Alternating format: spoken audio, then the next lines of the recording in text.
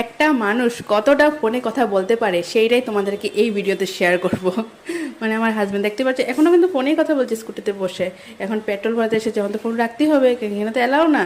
তো যাই হোক, তারপর একটু আমরা ঘোরাঘুরি করলাম। ফোনে কিন্তু আছে মানুষটা আজকে, এত যে কি ফোনে কথা, আর অফিসের কথা আর শেষ হয় না। দেখো আমরা চা খেতে এসেছি একটা জায়গাতে, ওখানেও আমি ওকে ডাকছি আসার জন্য, মানে ফোনে কথা বলছে। দেখবে এখন আসবে, ফোনটা কিন্তু কানে, ওই দেখো দেখতে পাচ্ছ তোমরা, ফোনটা কিন্তু কানে।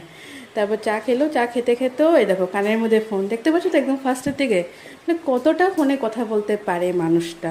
তো যাই হোক, এদিকে আমার চাটা খেয়ে খুব শান্তি লাগলো। তো রাগের চোটে আমি স্যান্ডউইচটা ঘরে নিয়ে চলে আসলাম। মানে এত যদি ফোনের কথা, তো ফোনেই কথা বলো, স্যান্ডউইচ খাবোই না। তো ঘর, তারপরে তো আস্তে আস্তে আস্তে আমি বলছিলাম ওকে যে আমাকে টেকেন ফর গ্রান্টেড নিয়ে নিয়েছো না, আমি চা খাচ্ছি, তুমি এদিকে ফোনে বলো। তো তুমি যদি চা খেতে আর আমি ফোনে কথা বলতে, তখন তোমার কীরকম লাগতো? তো বলে আরে না, ইম্পর্টেন্ট কথা ছিল তার জন্যই তো। তো যাই হোক, এসব করে জানোই তো ছেলেরা কীরকম পটিয়ে নেয়। তো এই ভুলায় ভুলায় আমাকে পটিয়ে নিল যে না ওইটা না, এটা না, এটা না। তারপর দুজনে এসে স্যান্ডউইচ খেলাম ঘরে, খেয়ে তারপর ড্রেস চেঞ্জ করে খেয়েছি। কারণটা হলো একটাই, যে আমাদের কমেডি ভিডিও শ্যুট করার ছিল, গেছিলাম বাইরেই শ্যুট করতে, বাট আমাদের রেডি হয়ে বেরোতে বেরোতে এতটা মানে 5টা বেজে যায়, আর আজকাল তো জলদি সন্ধ্যা হয়, তার জন্য বাইরে আর কিছু শ্যুট করতে পারিনি। তো ঘরে এসেই করেছি। একটু আগে যার সাথে ঝগড়া হচ্ছিল তার সাথে আর মিলেই ভিডিও করছি। ঝগড়া যখন হয় তখন কিছু মাথা থাকে না, পরে ভাবি না এই মানুষের সাথে আমার কত হেল্প করে, কত সাপোর্ট করে, ঘরের কাজেও কত কিছু করে দেয় আমাকে, যেন আমার জলদি হয়ে যায়, কষ্ট কম হয়।